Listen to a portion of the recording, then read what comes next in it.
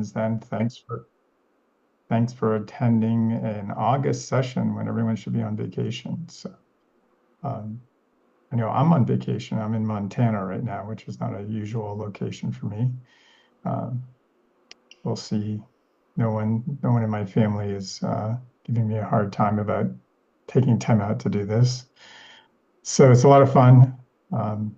We'll give it another minute or two to start on the hour, and then we'll do introductions and dive in. But should be an interesting month. We're going to do a new format here with emergencies review.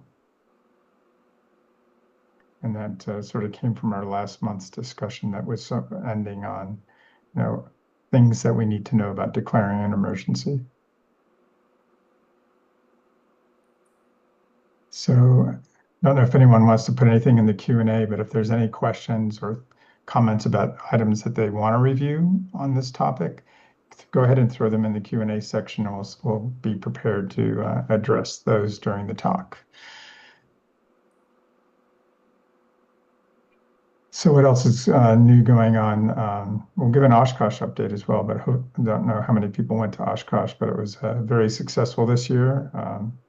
We had a lot of fun. Unfortunately, I was there for 9 days, which is probably 5 days too long, but it was good. And we had no horrific thunderstorms, which is usually a requirement of attending OSH as well. So that was good. Yeah, and not much else is going on. It's unfortunately still been a rainy summer in the Northeast. So we'll see, 2 minutes to go. Also, for anyone that's still on or getting on early, still would like to see you guys send in scenarios if you have suggestions. We've had some really good ones come in, and we've been adding to our scenario library, which is building. We probably up to nearing 80 now. So the good news is 60 of those are my own and 20 are new. So we're getting good participation from others. And people have not beaten me up too much in my emails for some of the decisions I made in the scenarios, which has also been a fun thing.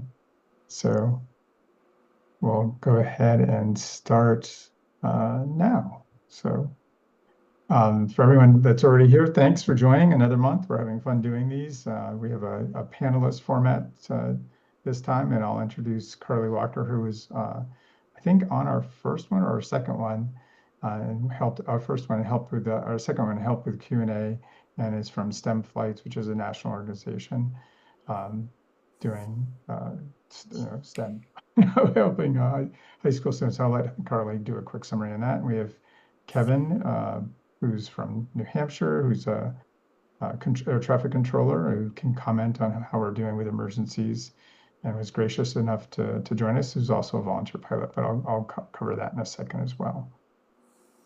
So here's a quick review of our speakers and our co-hosts from the FAA, who we always appreciate. And next month, we'll have Mary Kuhn from AOPA Safety Institute as well. Here's Kevin's great background. So I think it's impressive, 20 years. Kevin's probably seen everything at this point. Not sure. I'm sure the pilots always are surprising you, but yeah, if you have any comments about what we have here listed for you other than this, do you see new things every month or every day, or? Pretty much all the time, yeah. Yeah, it seems like there's an infinite number of things that we can do to get you guys aggravated or challenged. So, and Carly, do you want to do 2 seconds on STEM Flights, because I didn't have a background for you?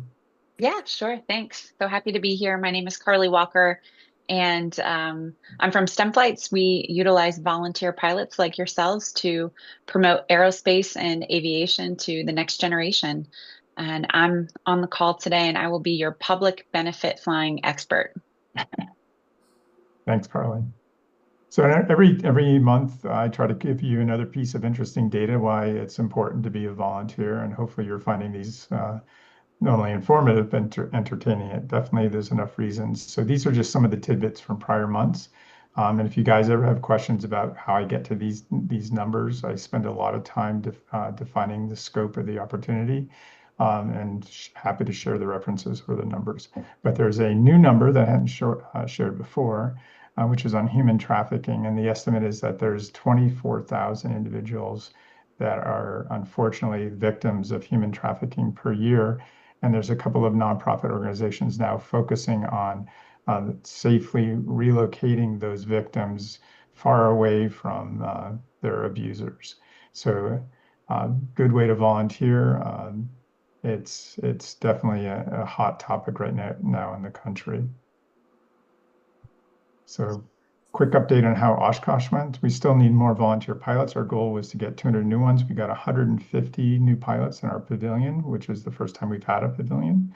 And it was right on Boeing Plaza, which you can sort of see in this tiny little tent here beside an airplane. And we had about 1,000 sign up across all the organizations that had a booth or a tent there. So very successful. And if you want to sign up, you can just hit the QR code here as well. It's a short form, and it will be auto-forwarded to somebody in your region. And we always need to promote the WINGS program, which is why we're here. It's definitely proven that if you go through getting your first WINGS basic wings, then you're going to be a safer pilot. We really encourage you. I've already got my basic and I'm working on my advanced. So what are we doing today? We're going to review emergencies. There's always a big need, but we got to really be aware of how to be a safe and proficient pilot. And we'll go over aeronautical decision making as well as what to expect when you do declare a mission, or excuse me, an emergency. And again, the mission scenarios are here to prove that you're not going to be the first encountering something. It's highly unlikely you're going to be the first. You just need to look for the information. So emergencies, what is an emergency? This is from a GLIME aviation handbook. And really, it's any distress or urgency. And a lot of times, we know pilots are reluctant to report an emergency. But number one thing is, if you're beginning to think it's urgent, you should just declare. I'm sure that Kevin has a perspective on this as well. And do you have any advice on when you should be considering whether to declare an emergency or not? I think a good way to think about it is whether or not you want some sort of a special handling, or if you need anything out of the ordinary or extra from ATC or anything else. That's, I think, a good rule of thumb in when it might be worth declaring an emergency. But also keep in mind, ATC can declare an emergency just the same as you can. So if, as a pilot, you're asking for things or indicating that you need some sort of special help, then even if you don't declare an emergency, ATC may declare an emergency and start asking you the required questions in terms of fuel and souls on board and that sort of thing. That's great. And here's another thing that I clipped from the FAA's data. And again, we should be using Mayday, Mayday, Mayday. We can declare emergency, and the air traffic controllers treat it as a Mayday. And then just to give you an idea at the bottom, these are things that can, trigger or should trigger an emergency. So I'll go on from this. I don't need to read it to you, but we'll have some examples in the scenarios of just about a number of interesting ways on when an emergency should be declared and whether it should be undeclared. So we already know that we serve a wide variety of people. Obviously, turtles can't complain and make us declare an emergency. And dogs may, because you may be just getting out of control with distractions with dogs in the airplane, or cats, or other animals. But generally, if we're carrying cargo like blood or something like that, we're not going to also likely to be declaring an emergency due to our passengers. And what we review every time is that everyone can make a meaningful impact, any plane, any pilot. That just depends on what you want to do. And if you want to learn about the different types of organizations that can go with an experimental airplane, for example, or a rotorcraft, just let me know or look on the Air Care Alliance website.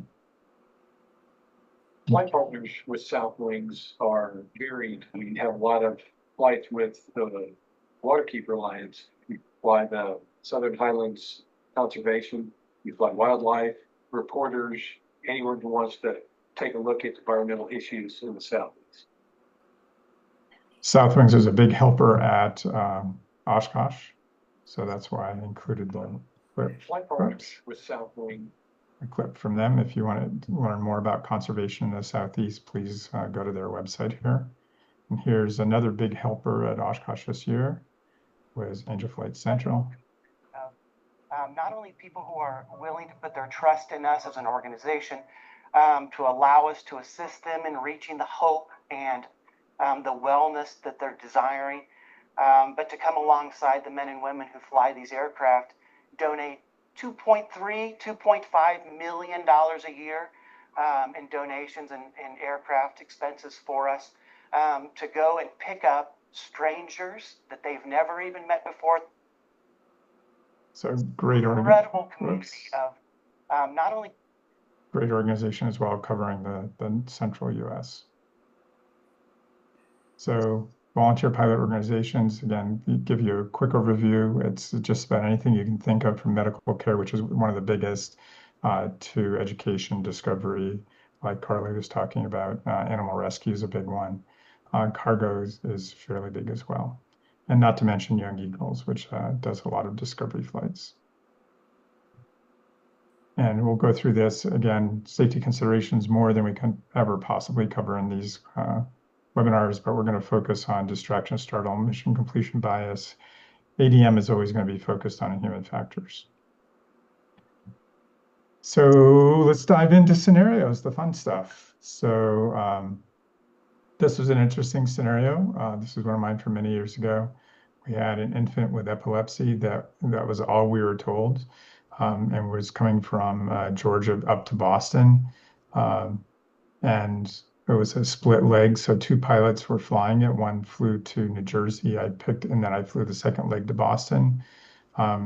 First time flight for the parents with the baby. And for us, it was first time flying anyone that had been reported to have epilepsy. As pilots, we were not given any more information about the passengers, just that it was a baby and two parents, and the baby had epilepsy and needed to get to Boston for diagnostics. So, assuming I actually met them in North Carolina, not New Jersey. And everything went well, no big deal. Everyone was pleasant, worked well. On the return leg, there was a seizure in flight in cruise. Parents got extremely agitated. One parent was in the co-pilot seat and tried to get into the back seat to help the other. So pilot flying declared emergency and landed with the parents still being quite distracted and commotion. And the co-pilot parent had successfully gotten out of the co-pilot seat and made their way into the back. And the seizure ended during the descent. So the challenge was, what could we do? What went well and what could we do better during these things? And one of the big changes that happened is the passenger vetting process improved to make sure that whoever we were flying had been seizure-free for a long time, and to make pilots aware that they were carrying someone that had some kind of epilepsy and could have a seizure, so the pilots could self-select whether they felt comfortable with the remote possibility that there was going to be a seizure event.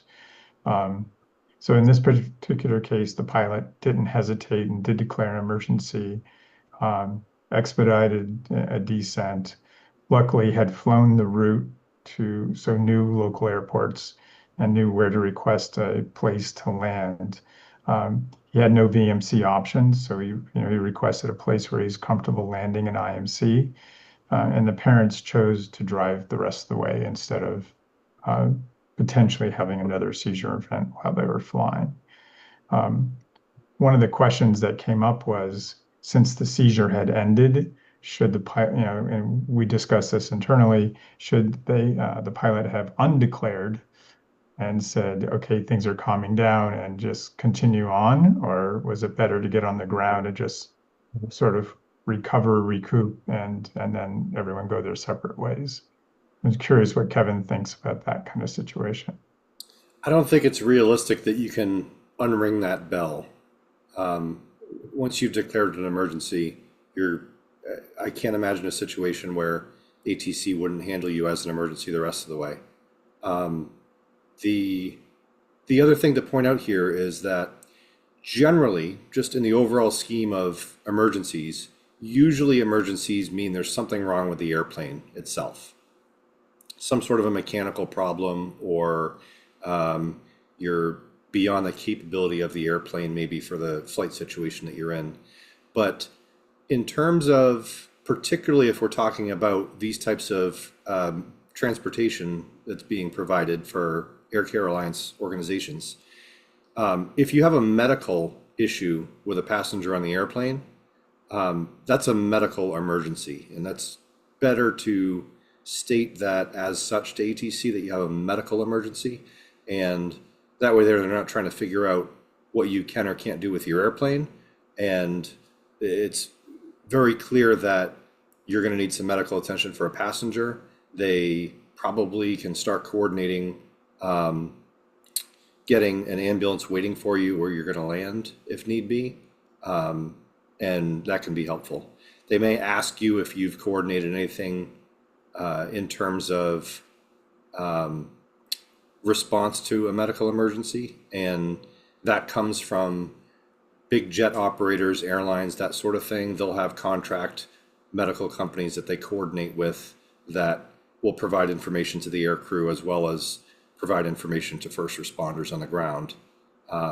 So as a GA pilot, I don't think any of us are going to have access to that sort of a organization. So in that sort of a situation, you'd want to make sure that you're telling ATC what's going on. They're probably going to want to know the age and gender of the person that's experiencing the emergency, the medical emergency, and they can pass that information along to first responders. I think everything you just said is really important because none of it appears in most of the organization pilot handbooks right now, and it's something that we probably need to work on handling. I know that when I went through training, even for my commercial, that none of this was reviewed, none of these sort of scenarios. So if we do declare an emergency, declare it as a medical emergency, not as a just emergency, and that will That's help. right. And there's different ways that we document that and coordinate the handling of it if it's a medical emergency versus just a regular emergency. Okay, so if I go ahead and declare here a medical emergency, but I don't say anything else, will you guys prompt me in a certain order for what you need Absolutely. to know? Yep. So it'll, just like I said, they're going to, at the very basic level, they're going to want to know the age and gender of the person with the emergency and what the nature of their medical issue is, and really anything else that needs to be passed on to any kind of first responders.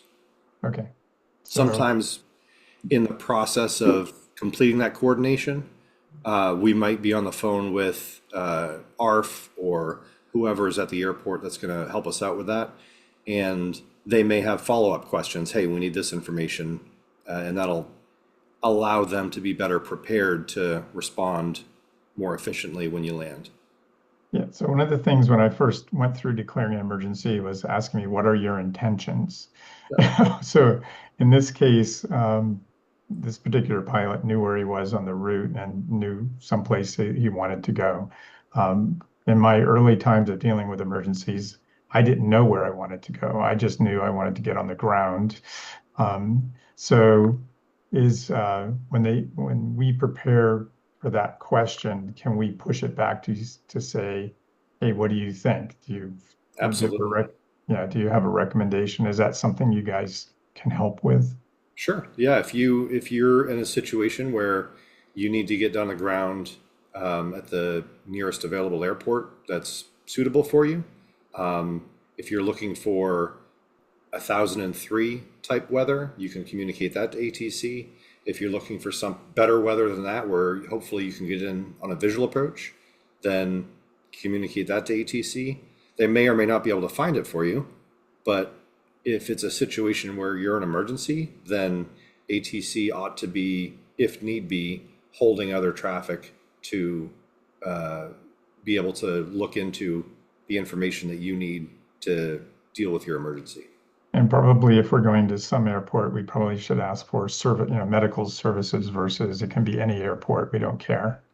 Sure. Um, In general, towered airports are more likely to have a fire department or ARF on field.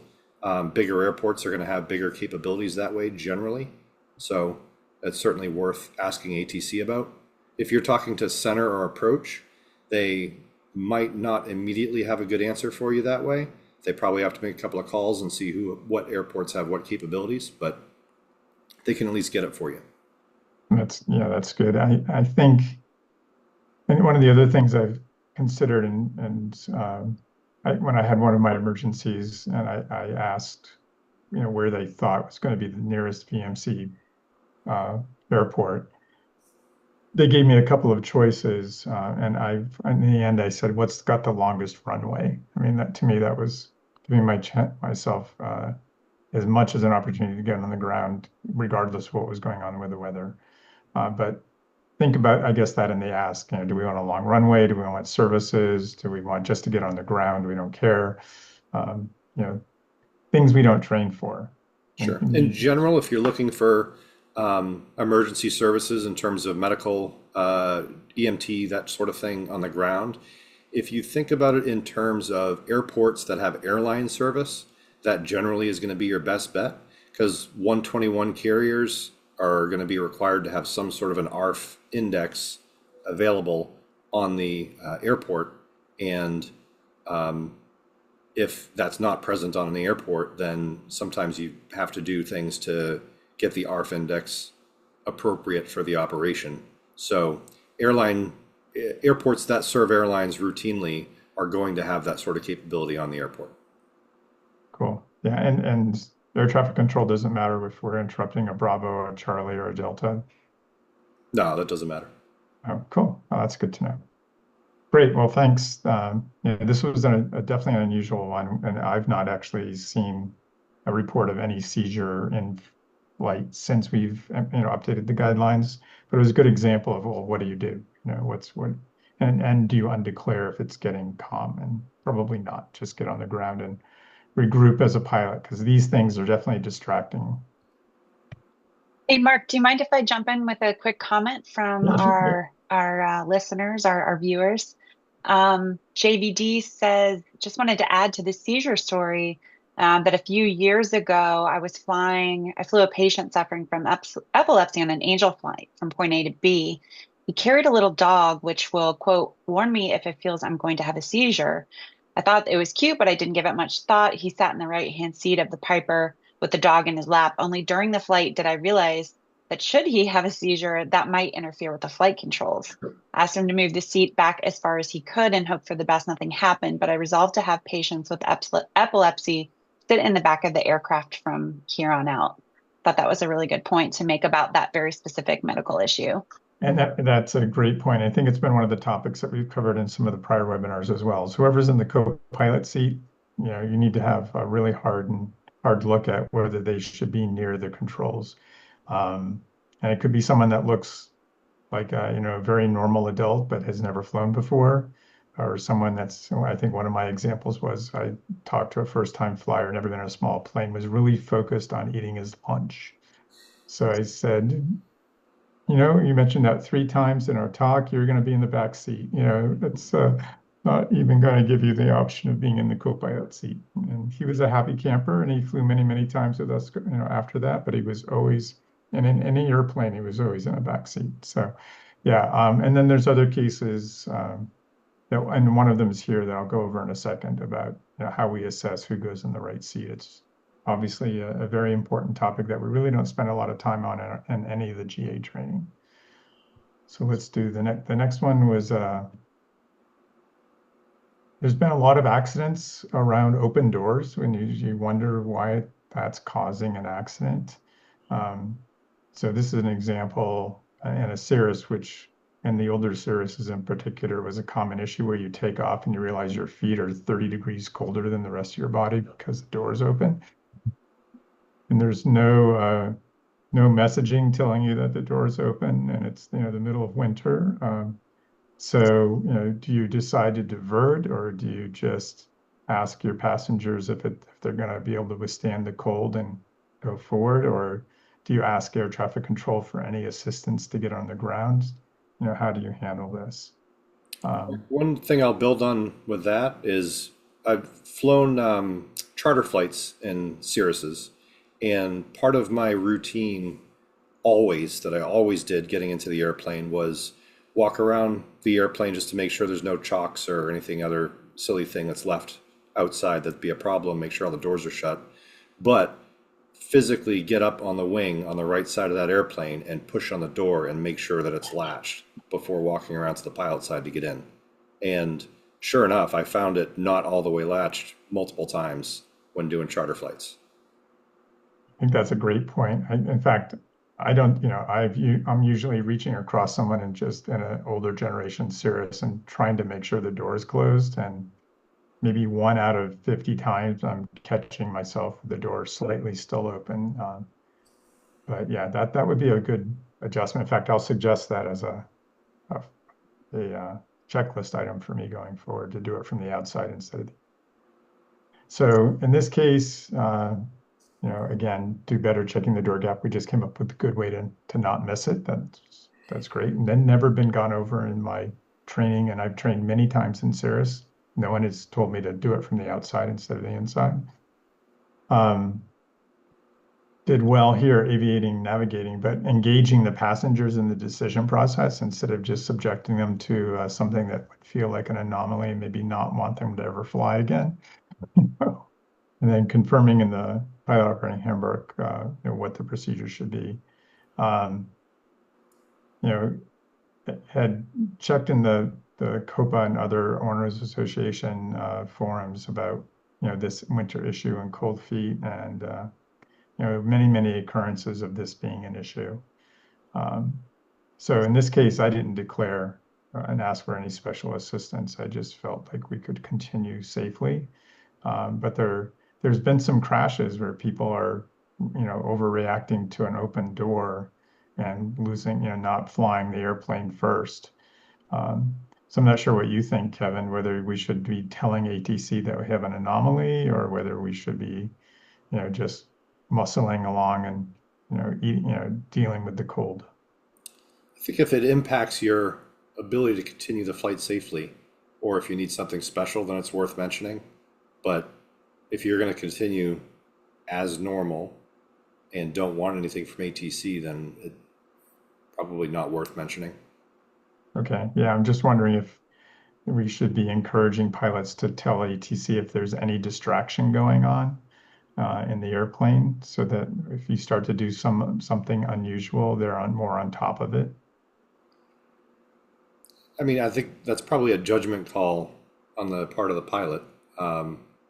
If you want ATC to be paying extra close attention to you because you think maybe you're going to risk messing something up because you're distracted with the door, sure, I suppose, but I don't know. You may wind up getting more attention than you want from ATC by saying something like that.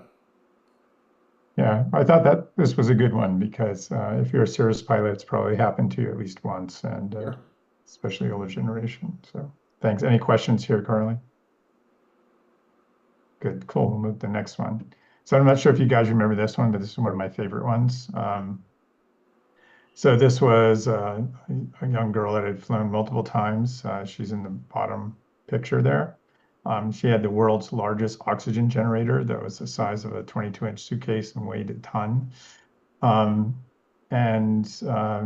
had flown without issues in prior cases, but there was no notes in any of the comments about flying her about the significance of her dependency on oxygen, on supplemental oxygen. And midway into a short flight, the low power alarm starts going off, and I didn't know what the alarm was, but it was getting increasingly louder and louder. It was so loud that air traffic control could hear it as I was talking to them. So, continued with the flight, but the decision was what to do.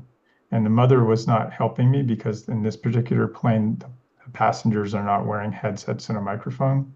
So you can't really converse with them in a way that's convenient. And, this particular plane had a 120-volt outlet, but of course it wasn't working. The mother had no spare battery. And made air traffic control was talking to me, asking if I wanted anything because they heard what they thought was a unusual noise going on during my communications.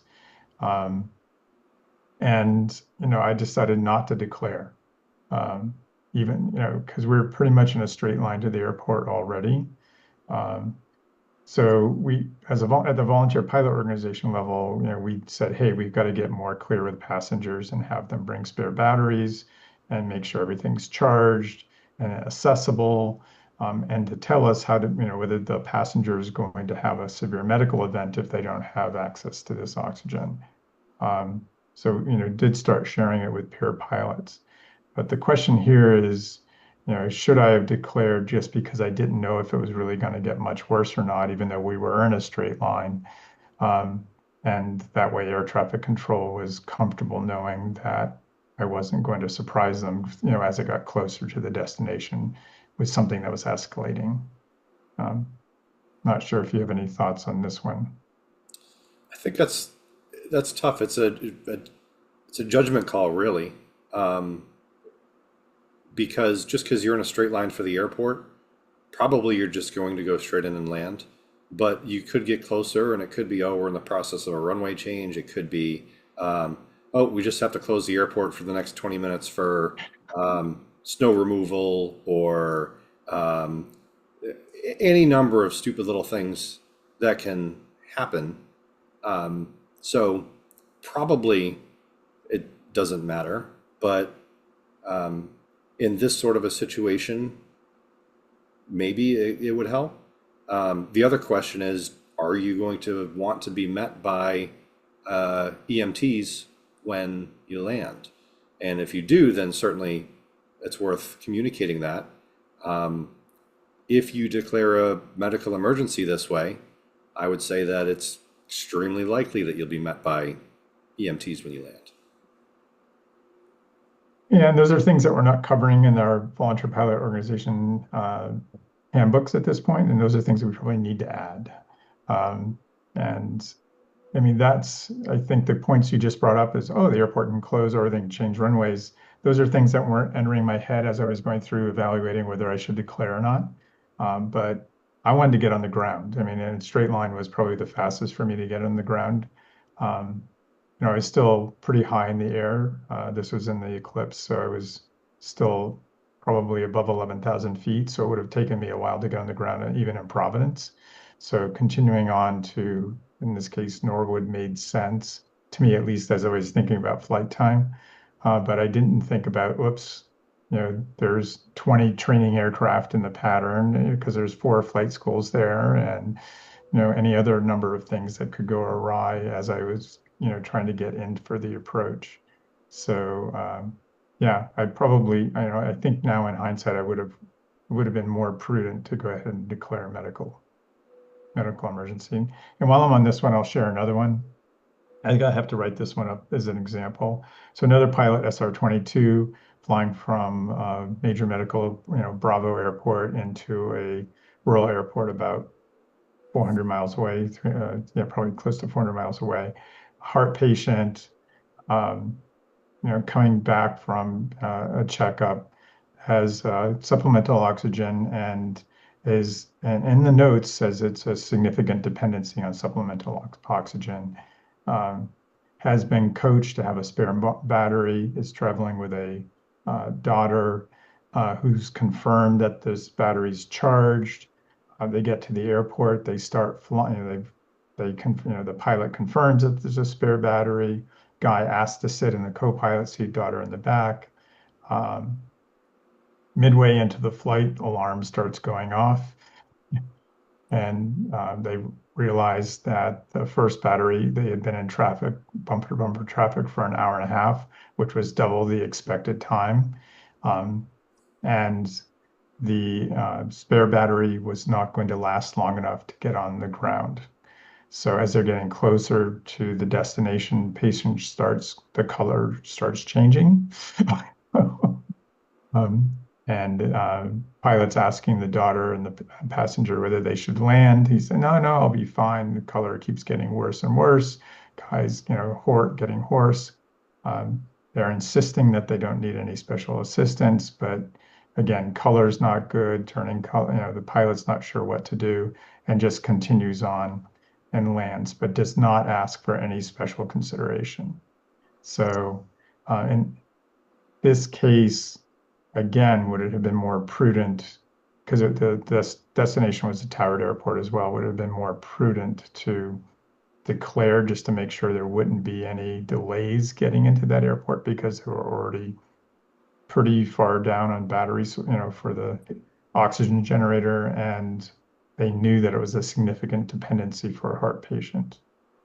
Not only that, if you had declared a medical emergency in that situation and communicated what the issue was, then probably you're going to have an EMT that's going to be greeting you at your airplane with an oxygen mask ready to go. Right. Yeah, so that's another example where we thought we'd done well, dealing with oxygen generators, but really we didn't, because we didn't tell pilots what to do when same thing when I encountered this. So we really need to develop an a standard operating procedure that we share with our organizations on this kind of thing. Yeah, that would be a good lesson learned. So I'll write that one up as well. So this is another. Any questions, Carly? I'm sorry, before we go on. We had one comment that they said a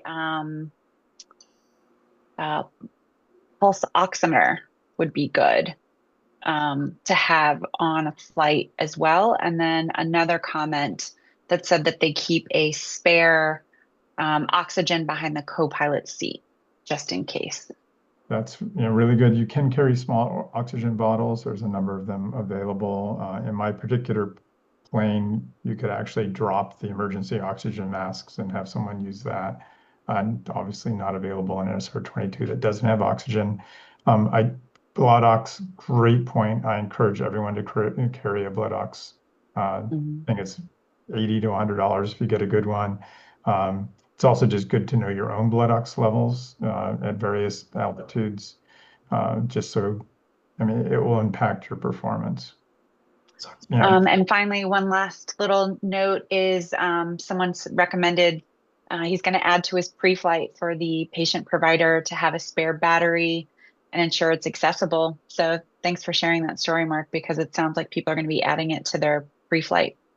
They definitely need to do that. So, and not all the organizations have that reminder in their operating handbook. So, and even with that, again, it can go where they just haven't charged it, even though they have the battery.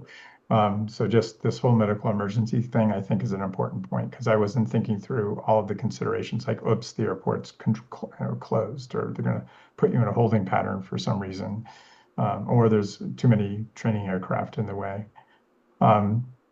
So this one's an interesting one as well. Some aircraft have multiple pitot tubes. I fly one, and in this particular case, in IMC during the en route portion, but VMC on the approach, frequent flyer, adult passenger, and a companion, and one of them asked to be in the co-pilot seat, so I let the companion be in the co-pilot seat, and during the descent, it's clear by this point the stall warning goes off and won't stop. And at that point, you lose the autopilot because it's the FMS, Flight Management System, is confused about what data to use from what source. So now you're hand flying with a oral warning saying stall, stall, stall, stall. And at this point, you have to make a decision whether you think the plane is broken enough that you have an unsafe situation, or whether it's just something you can manage with the data that's available to you. In this case, in this particular plane, there's 3 of everything. So you have a good chance of figuring out which one may be failing because 2 of them will match. So in this case, two of them did match. Airspeed was what you expected for the old-fashioned power pitch performance data that you should be familiar with for your plane. And in this case, I decided not to declare. I just said, I told the co-pilot who was hearing all this that we weren't falling out of the sky, and she remained calm. She was close to the controls, so didn't overreact. And finally, on the last part of the approach, which was a VMC approach, stall stopped all by itself. So, what do you do? In this case, it was a trending issue in the entire fleet, so it wasn't something that I wasn't aware of could happen. And most of the challenges are learning to, just focus on flying the airplane, engage the co-pilot so they wouldn't be panicking and never want to fly again. And I always made sure that I knew power pitch performance settings for major parts of the en route process. But I didn't tell ATC anything, and I was distracted. So again, I don't know if Kevin's going to yell at me or not, but the plane was a little broken, not horribly. And eventually the manufacturer came with up with an STC to put pitot heat on every pitot tube because some of them were freezing en route. So Kevin, what do you think? Should I have told anybody or just muscle through in the way I did? I think probably. I mean, if you have in this case, it sounds like you no longer have a stall warning. Well, no, I didn't get the stall warning did not go off until I was on base turn to Oh, okay. Yeah. So it persisted for maybe 10 minutes, 15 minutes during the approach. All right. But didn't make it to the point. This airplane has a stick pusher, so if you ignore the stall warning too long, it's going to try to get mad at you and take over. So it didn't get that far into the warning.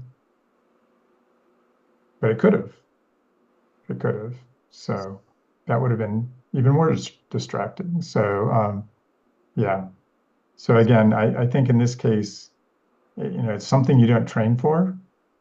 The plane is braking around you, but is it broken bad enough that you have to tell someone and get expedited handling, or is it broken in a way that you as a pilot know what to do? And in this particular case, this type of mismatch was not in the emergency procedures that were written up. So anyways, yeah, so it's just one of those judgment calls is, how do you train for, it's not quite partial panel, it's an anomaly. So you could report the issue to ATC without declaring an emergency also. Right. So right. That's might not be a horrible thing to do. Okay. Yeah, I was curious what you'd come up with for anything. I beat myself up over whether I should have declared or not. Beat yourself up either way though, right? I always do. I chair fly everything. So yeah. Mark, quick question. Is there a way to turn off the warning? And even if so, would that be the best thing to do? In this particular case, no, there was no way to turn it off. So it was a bit distracting, but it wasn't, again, it didn't progress in this particular plane, like in a lot of jets. If you get into a stall situation and you're not responding, there's a little lady that comes on and says stall, stall, stall, and then says push, push, push. And what the lady wants you to do is push the stick forward. And if you don't pay attention, it pushes it forward for you. And if you don't want it to be doing that, you have to push a button on your control stick somewhere to override the fact that the electronics are trying to keep you from stalling. So, so that's part of what you're dealing with when you're starting to see this is how far is it going to progress, and do you have to override what the envelope protection software is trying to do to protect you. But again, it never progressed past just the lady saying stall, stall, stall. So here's a fun one, and I'm not everyone in the northern part of the U.S. has areas that are particularly known for snow and ice and whatever. And this was flying a Diamond in the winter. And there was no forecast for ice, just overcast. approaching into an airport in the middle of the primary snow belt of this particular region. Very dark clouds, no XM weather, and have a sudden 20-knot airspeed drop. And looking out at the wing, don't really see anything that looks abnormal. Um, but we had TKS, but instructor and I had never used it. It was and was one of those things where there was a button that said max. We weren't quite sure what it was going to do. So we asked ATC to expedite. I just noticed a spelling error here. Expedite our approach, and they said no, you're behind jet traffic on final, and there was actually another jet also on the approach. So they were giving preference to the fast movers. So what can we do better? And TKS practice. If you have a plane that has it in the Cirrus these days, we always practice and we make sure it's working before we fly into any part of the winter. And after this flight, anytime I was in the Diamond, I absolutely knew how to use TKS. And then what's going on with the airplane? Why was there a 20-knot drop? It was very, very weird. And should I have declared an emergency because something was going on that I didn't understand with the plane, and my instructor didn't understand either what was going on. And did we have the right pre-flight weather discipline and tools that we were doing? Probably not. So what we did do is we did figure out how to turn on TKS max. It did stabilize our airspeed. We stopped losing airspeed. So what I didn't put in here is I got out of the airplane and went to step on the wing and almost flipped over on my head and slid down off the wing. There was a 1-inch solid clear ice over every surface not covered by TKS. So we'd flown into a area of clear icing that wasn't in the forecast. It immediately covered every surface of the airplane with 1 inch of clear ice. Was hard to detect that it was clear ice when you're looking out at the wing and dark clouds. And very, very sobering. I mean, it was impressive how much weight that probably added to the plane and accounted for us slowing down. And how little respect we'd given to that kind of ice even being possible in that area. And we were overconfident from flying that plane in the winter pretty regularly and not having encountered anything that we couldn't handle. So the questions here, again, the reason I like this one with Kevin is, should I, when I have that kind of radical change in airspeed and can't explain it, should I be declaring an emergency to get on the ground in a hurry, or should I just be letting myself get sequenced in? If I were in that situation, I would certainly declare an emergency, because especially if you're thinking that you might be putting a whole bunch of ice on the airplane, I'd want to get on the ground right quick. I am a huge fan of TKS. I've used it in icing a bunch of times, so I'm not trying to argue that the TKS is inadequate or anything like that. I think it's a wonderful tool, but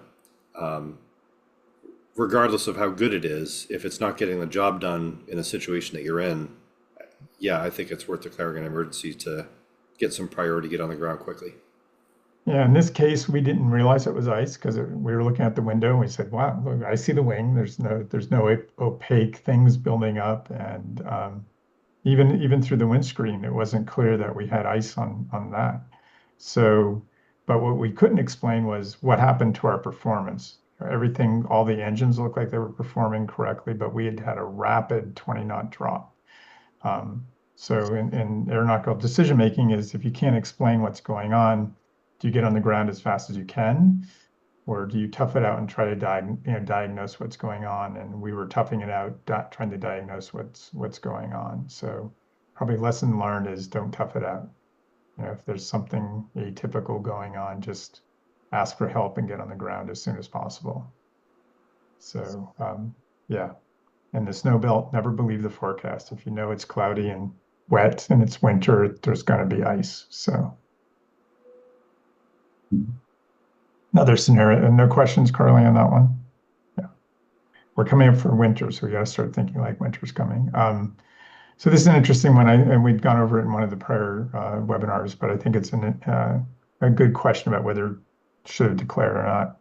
So veterans going back from a PTSD therapeutic camp, their destination is around the DC area, had flown these kind of veterans in both directions and their families to these kind of programs, many times, and that's me. One of them requested to be in the co-pilot seat, and I'd always let whoever was flying, everyone was, that I'd ever met in these programs was, an everyday person. So I let one person be in the co-pilot seat. Had a very, very turbulent approach on the way in, and the co-pilot passenger gets withdrawn, bent over, head and hands shaking, color changing, tremors, the things that are causing a PTS type event, and things that we as pilots just are not trained to see. So I just, continued the landing. The passenger had become nonverbal as well, non-responsive, and that person made a very significant attempt to get out of the airplane in a hurry, and still had one leg to go. So do better. I mean, obviously the volunteer pilot organizations had to start getting more data about the type of situation with each passenger being flown, and especially what the trigger events might be. And suggesting that suggesting that anyone that would be at risk would go in the back seat or not be near controls, and assess your own ability to deal with these kind of distractions, because none of us trained for it. But this kind of distraction could happen with any family member, people you don't know that you're taking flying. How are you going to deal with these kind of distractions, and who you're putting in the co-pilot seat? And should I have declared an emergency? And in this case, now that we've been discussing it, should I have declared a medical emergency, and just continued on? But then I would have been met by someone, perhaps unnecessarily, but I don't know that, and it was a non-towered airport. So again, don't know, but curious, Kevin, what you think in this kind of situation. I think this is a lot trickier than the other ones. It's pretty cut and dried if it's just this person desperately needs oxygen.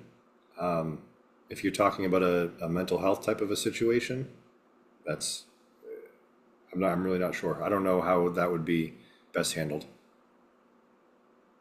Yeah. So in this case, I was not that far from landing, so I just decided to keep on going, because I didn't really. I think what we all want to make sure is we don't get overloaded, thinking through. We have to fly the airplane first, so we don't want to go through 80 scenarios around how to deal with the person in the right seat. So as long as the person in the right seat's not interfering with controls or my ability to fly the airplane, do I continue forward? So again, I don't think any of us trained for that, but we probably need to start thinking about things like that, regardless of whether we're flying for a medical situation or whether we're just flying, someone we don't know, as a family member or a friend. What do we do if they become a distraction?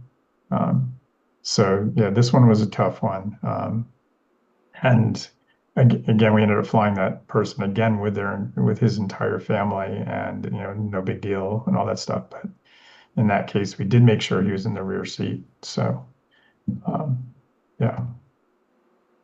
So no Quick question. question, Mark. Yeah, a little bit related. Someone asked that they would like to hear the best practice for the transport of a passenger with a service dog. In this case, we had a service dog. So the service dogs generally travel very well. We do have a couple of webinar things in the future I can go over as well. I do it. You just have to assess whether you're good with animals. The service dogs in general are overtrained, and they just do really well flying. But it's a good thing to make sure that you've asked, have they flown before? Have they dealt with pressure changes? Do they have any ear sensitivity? Do you need to wear doggy ear muffs or not? depending on what kind of plane you have, the planes can be very noisy, and dogs can not do well after an hour or two around the noise. So, but for the most part, they've traveled very, very well. Often the dogs are trying to get in front. If the service dog's owner is wanting to be in the co-pilot seat, the dog wants to be in the co-pilot seat or as close to as possible as that. And it may not work well if you have a Cirrus and you put the dog in the back seat and then the owner in the front seat. The dog is not probably going to be always happy there. Um, so best practice for me is yes, do it. Think about who goes where. Try to keep the owner and the dog as close as possible. Um, and I've probably one out of 100 flights with a dog. Not that many. I had one growl at me, which they're not supposed to do, but it was in a very tight proximity to autistic child that the dog was assigned to and would identify other issues that was going on that young girl. And she was having a hard time getting in the airplane and an unhappy state, and the dog was reacting to that. So don't expect the animals to be, anything other than stable. But if there is something unusual that goes on, don't be afraid to ask the owner or the companion if that's unusual. If it makes you uncomfortable, just say no. Don't do the flight. Hopefully that answers it. And the service dogs come in all shapes and sizes. So you may get something that's huge, or you may get something the size of, an 18-pound dog. Good. We'll move on. Yeah, thank you. So this is a recent one, SR22 G6, BMC flight, first time passenger. Go over all of the pre-flight briefings, no questions, seems to understand everything. A fairly long flight in SR22. Mid-flight, we're switching the tanks, and there's a sizable puff of white gray smoke coming up from the center switch area where you switch tanks. It clears quickly.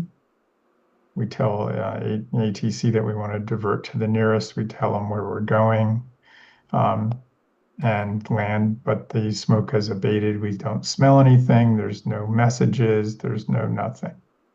So, what should we have done? What we could do better is we forgot to close our flight plan. It was a non-tired airport. We could have gotten the passenger out of the plane, or we were in diagnostic mode right away, saying, wow, this is really weird. We've got, hundreds and hundreds of hours between the pilot and myself in this kind of airplane, never seeing anything like that. But we did tell ATC what we were doing. We expedited landing. We did get in touch with the VPO right away and got the passenger alternative transportation. And we did make sure that we, discuss it with Cirrus service teams, and it was a rented plane. And everyone said, go do a test flight if you can. If everything looks good, it's up to you. But, if you want to, go ahead and fly the plane home.